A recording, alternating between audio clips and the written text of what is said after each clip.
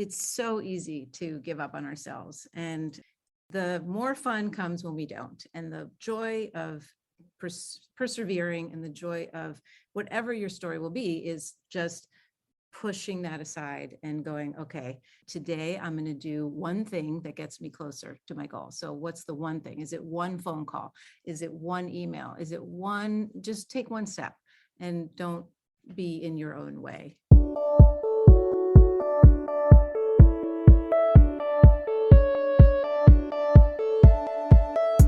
So you want to make an impact. You're thinking about starting a business, sharing your voice.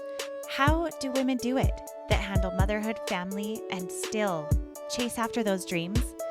Well, listen each week as we dive into the stories of women who know. This is Call Me CEO.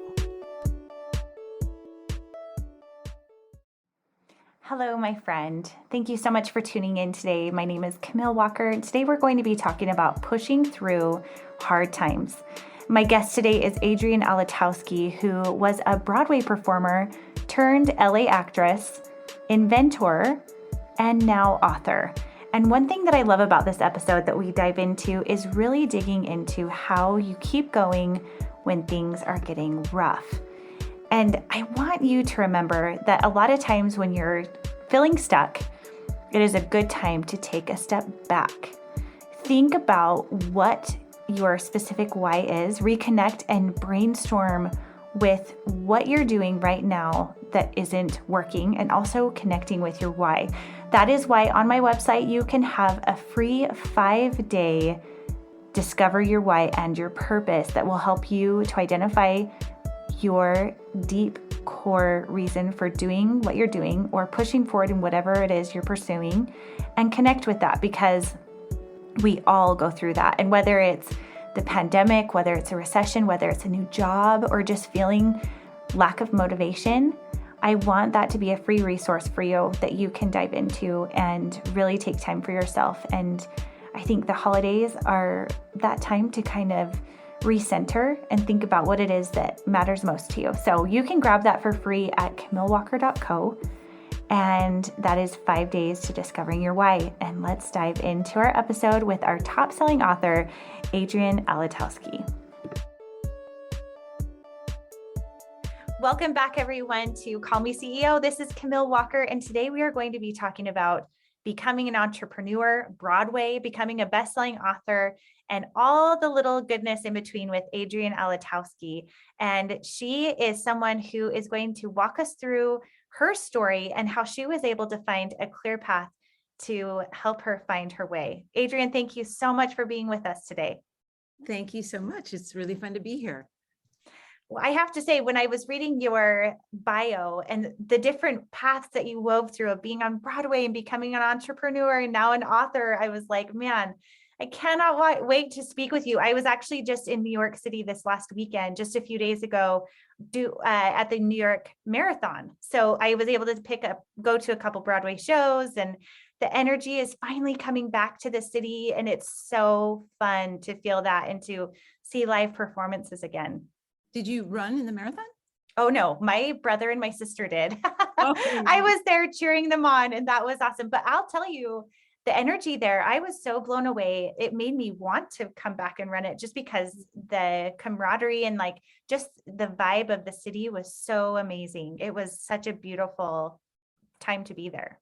And it is so much about getting supported. It's like very few people, there are some, but they can just go do it. But most people need a team and support and that cheering. And so it's a great metaphor for life, right? Yeah, it really is. It really was such a display of humanity, and also seeing struggle and what I would perceive as unsurmountable limitations as far as running, where running, having a body that can run relatively with ease, and seeing people with prosthetic legs or who are blind or, just Right. 85 or whatever it is, and thinking, man, I have no excuses. This is just insane. It was amazing to watch. I saw they announced who was the last person to come through the line. And I thought, wow, that's a great thing. Like, to be the last one and know that you did it, because how hard was that, right?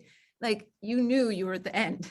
Like, you almost almost got more emotional towards her journey, than the winners. It's like, wow, to have kept going and know, you're just keep going. I love that. It's a huge So, mind game. yeah. And I guess that it's a good segue. It is. Let's segue. Let's segue into your story and how you were able to keep going. Tell us where you live, where you're from, your family. We want to hear it all. Sure. I have a 14-year-old and a 17-year-old, and I'm in Los Angeles. And I originally came out here from New York to be in TV and work on shows, and I was getting guest spots, and the career was kind of humming along as best it could. And then I suddenly, woke up one day and thought, oh my God, I'm at the age where I have to really decide about becoming a mother, because it's like that window is closing. And I just saw around me, other women were struggling. And I always thought like, oh, I'll just have a baby whenever I'm ready, whenever it works for me. And suddenly I thought, oh, that day might be too late and I better get on, the bandwagon.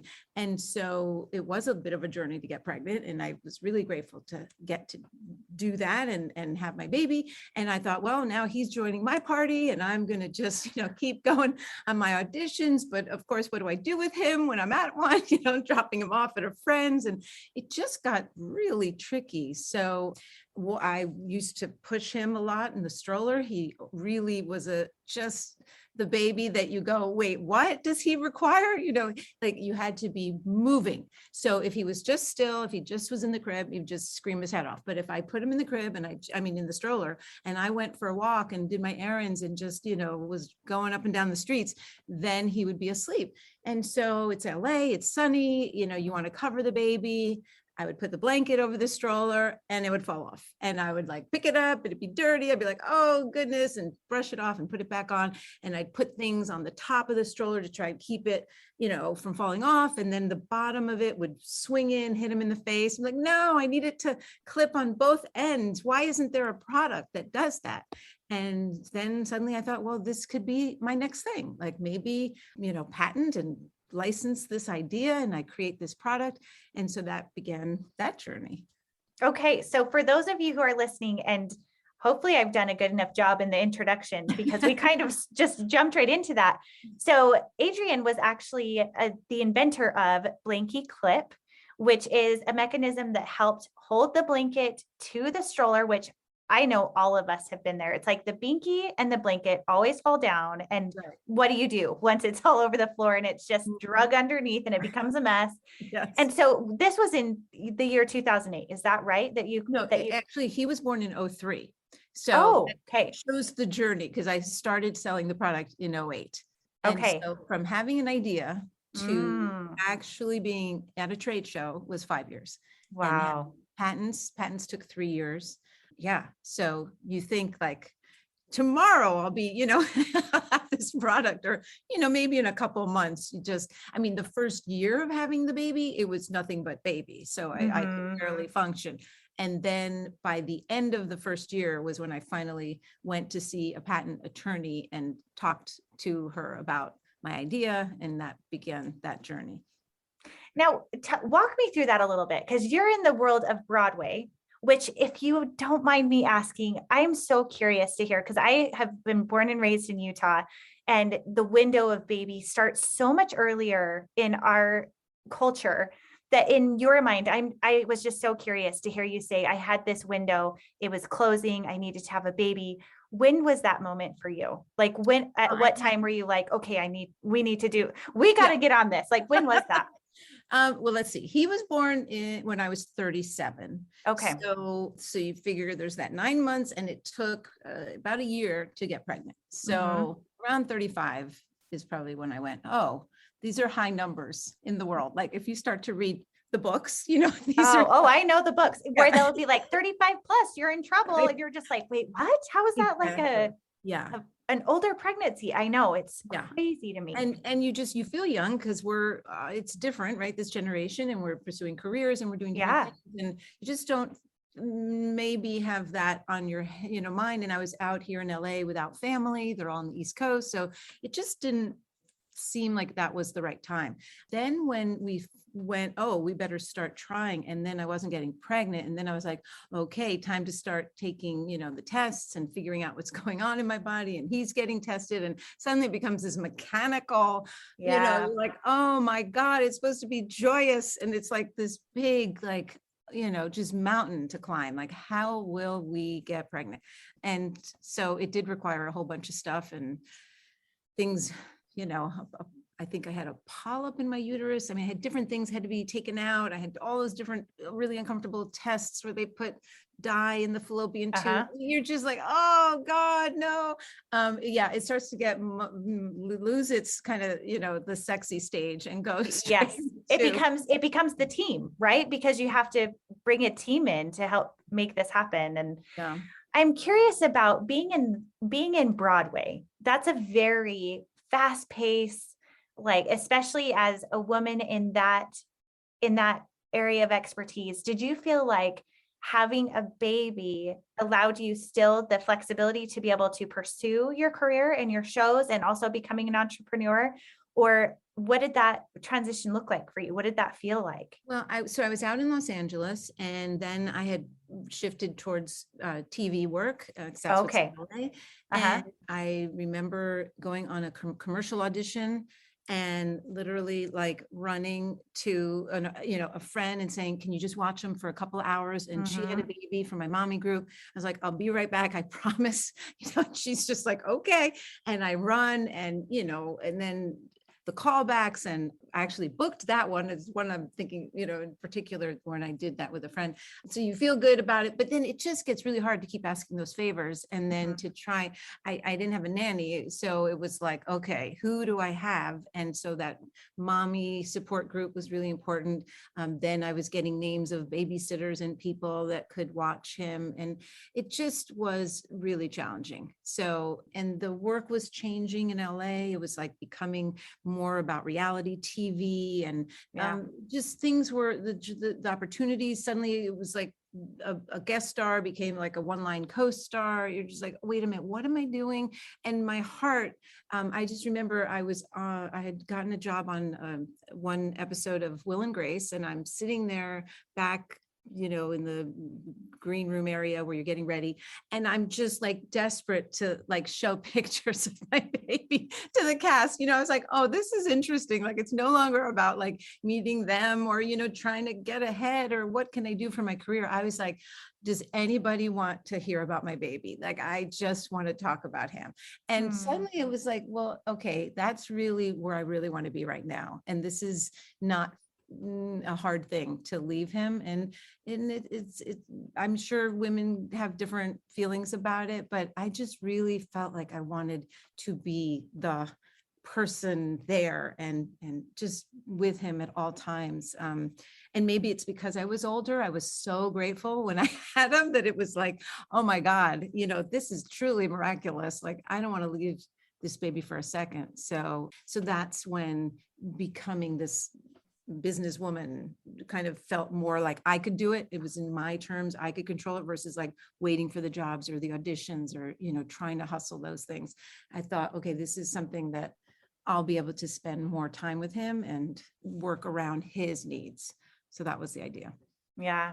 It really does change your perspective for sure. In fact, I just watched the Broadway show Waitress, and there's a song in that show called "And in That Moment, Everything Changes." When you become a mom, it's like your perspective, your instincts for protection, like everything, just your perspective. It never goes back to the way it was. It just changes forever. So here you are, you have this baby that you adore and has taken years to become part of your family. And you discover this idea for a clip, and it takes you 5 years to get it to production. Yeah. Now, 2008 is the timing of when this binky clip comes out, or the blanket clip. How did you manage that with that timing with the recession and everything? Well, it's funny because when you're in the time, and it is 2008 and it's September and you're in Las Vegas and you're at a trade show, there isn't a big sign saying, hi, the recession just started, right. saying, welcome, and people weren't aware. It was like, well, things were weird and there was all this stuff happening in the banking industry and homes and mortgages, and Mhm. you would hear little things, but it didn't feel like, oh, we're about to have this huge thing. It was just like, oh, there's this stuff that's making things rather uncomfortable. But there were less buyers at this trade show, and people were commenting like, gosh, where are the buyers? And it was my first one, so I didn't know, how to Mhm. compare it. I was like, where are they? I thought this was going to be full of people just swarming, and it wasn't that way. And it was like you would see people walking around, and they were the actual people there displaying their products, just kind of walking around, like wondering, like, where is everybody? And then when a buyer would come, it was like, oh my God, a buyer's here. It'd be just such frenzy and excitement. Like there's actually, that's the whole way it's supposed to just normally look. So it was interesting. And then, you're dealing with stores and buyers, and you're trying to get in, and they're not buying as much, but I didn't have a reference point. I didn't know, oh, they're not taking my product on because their sales are going down. It's just, oh my God, it's so tricky to get. So each thing is just, I'm handling it as if like, this is just the normal way it is. And now how do I get past that? How do I get past that? And then as the journey goes, and I got into the big store, Bye Bye Baby, and that was a real big coup, and big box chain store. And then I'm being told like, yeah, you should reduce your price. And I was like, well, but that's how much it costs. Like, well, I don't know if people will pay that, and so things are starting to shift. And then, one day I'm trying to sell back into a boutique, and the boutique's gone, it's closed. Like, wait a Oh. minute, where I was trying to get into that, and I was dealing with all those people and the staff and the buyer, and they're gone. Or, I'm trying to get advertising in a magazine, a mommy magazine that was at the time, is called Cookie. And if you remember, it was like the big magazine for moms and to find out all things baby. And then they disappeared. I was like, wait a minute, I want to get in there. Now they're gone. And just things were kind of happening. But then you can kind of look back with hindsight and say, oh, that's why that happened. And that's what, but at the time, we didn't know. And it was not labeled that, until years later, like, okay, Right. and this is the date because of these things that happened in the banks. We're going to say it's September. When I read years later that it began September 08, and I'm like, oh my God, there I am, Yeah. really launching my product. And So, it's interesting because I feel like the pandemic has been a recession just the mm, same way as 2008 was. And so many businesses mhm, are reinventing themselves and also having to make adjustments. And it's something where I don't know that we would have labeled it a recession at the mhm, time, just like you're saying in right. 2008. But what are some practices that you learned during that time of getting through that hardship and having to really start at the ground level to make it work? What are some of those tactical tools or mindset shifts that you were able to put into play that made you successful? Well, I think I just kept like, okay, where do I turn next? It was like, okay, this avenue isn't going. How about I try countries outside of the United States, and I started dealing, reaching out to people in Mexico and Australia, New Zealand, just kind of opening it up. I would call people whose companies I liked and thought, okay, they seem to, and I talked to the owners and just kept reaching out. And that always feels like such an important thing, to not think we have all the answers. And so I'm amazed always, because people love to share, people love to help and make a difference. And so I just kept being open to that, and kind of, okay, now what? Now what do I do? Now what do I do? So, and then the book tells the journey of how I hit a point where Bank of America called back my line of credit. And that was a big, that was when things really took a turn. And between 2008 and 2010, 200,000 small businesses closed. Like, Hmm. that's a lot of small businesses, So, so that was when I turned to writing the book about the time and about what it took and about how I went from an idea pushing a stroller to having a product in a store.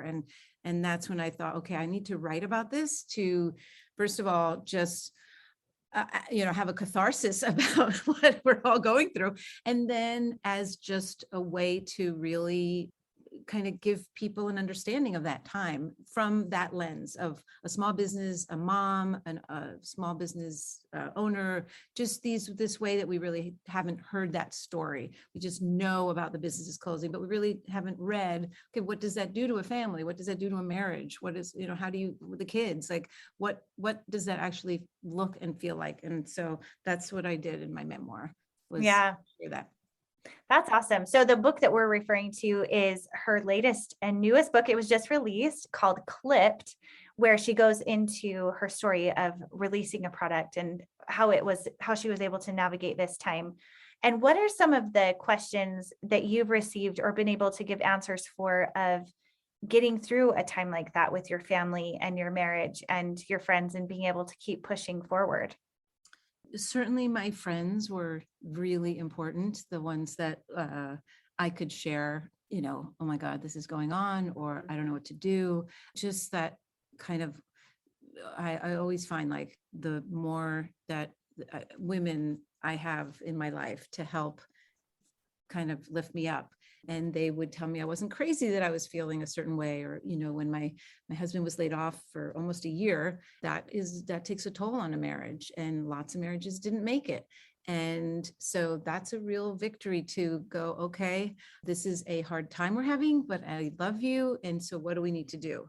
Like there would be moments where my husband was available to do things to help me with the children, and I would partly not want his help, partly like feel like I wish there was this other thing that you had, but you don't. And so I want to now kind of, welcome you in what you're able to give, but it's a really conflicted time when you're going through something like that, and the finances are really tight. And so we just hung on to each other. There were nights where, we just both were really sad in bed and just going, God, this wasn't what we thought. And then I would look at what so many people were going through and know that I wasn't alone and it wasn't his fault, and talk and share and unload with my friends. And so it was day by day figuring it out, for sure.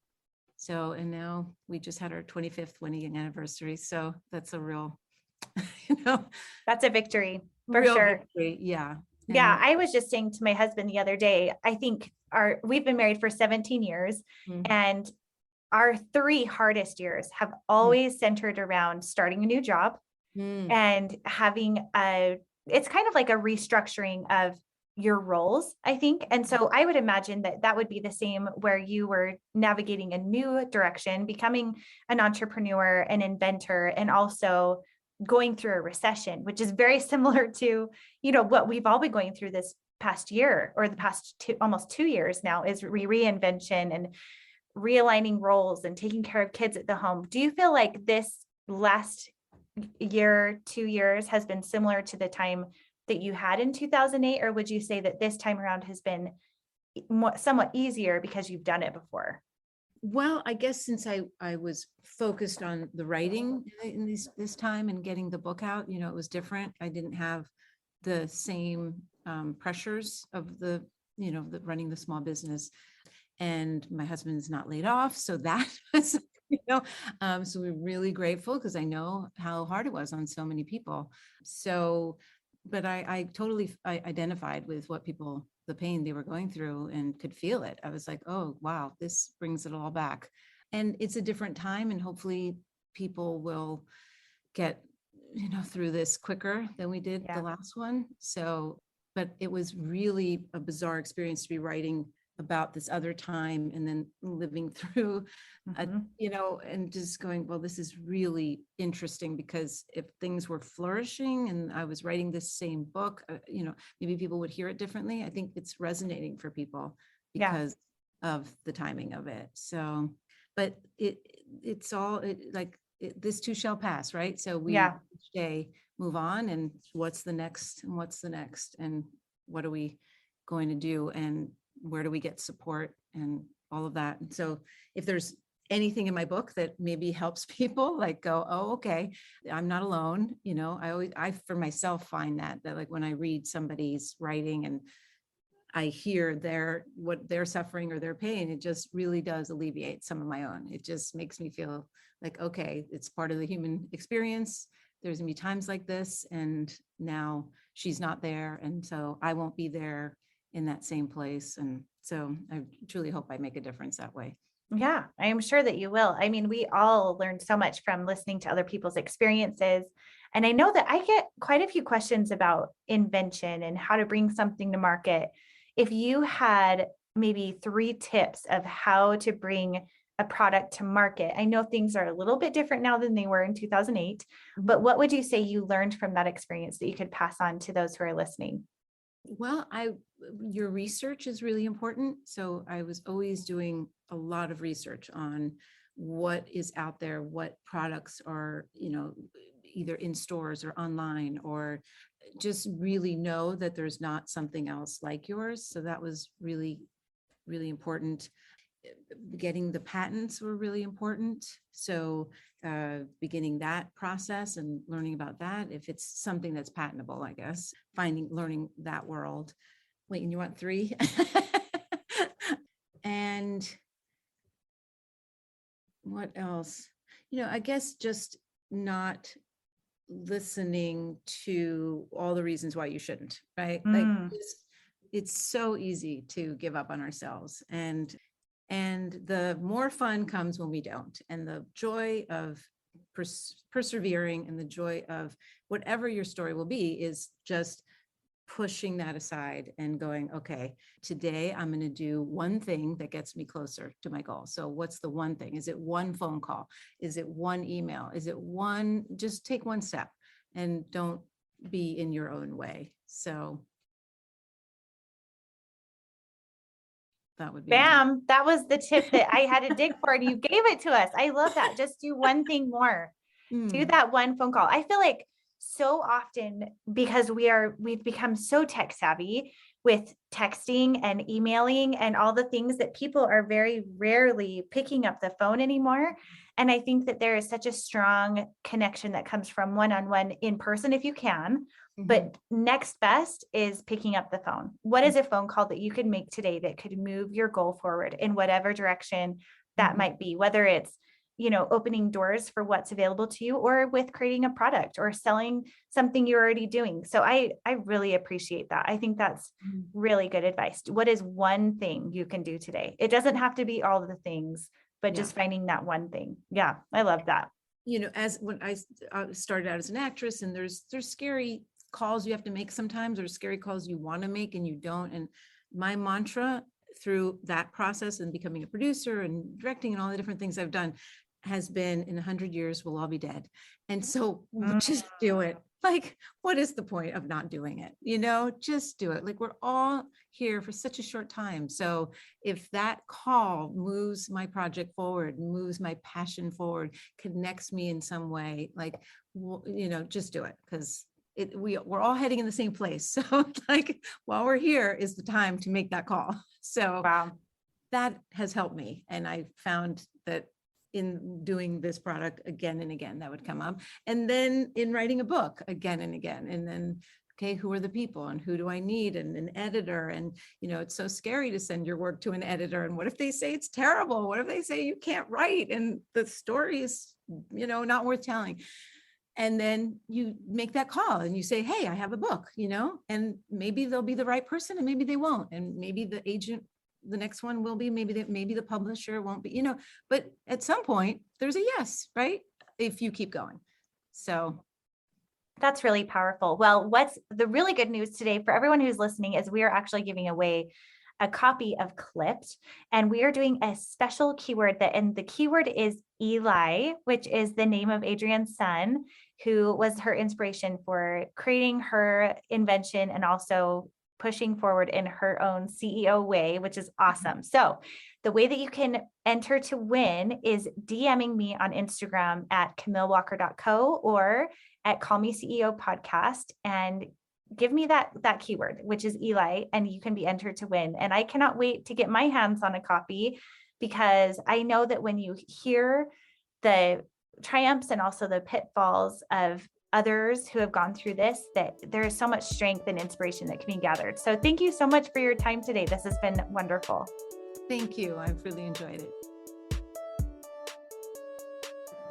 Don't forget, if you are wanting the option or the chance to win a copy of Clipped, you can listen for the keyword that is coming up so that you can DM it to me and send it to me on Instagram at Call Me CEO Podcast or at CamilleWalker.co. Those are both of my handles on Instagram. I would love to see you there. Please say hi. I love it when you reach out and connect with me one-on-one. Tell me what you like about the show and who you might want to hear from or topics you want to hear more about. And thank you so much for listening.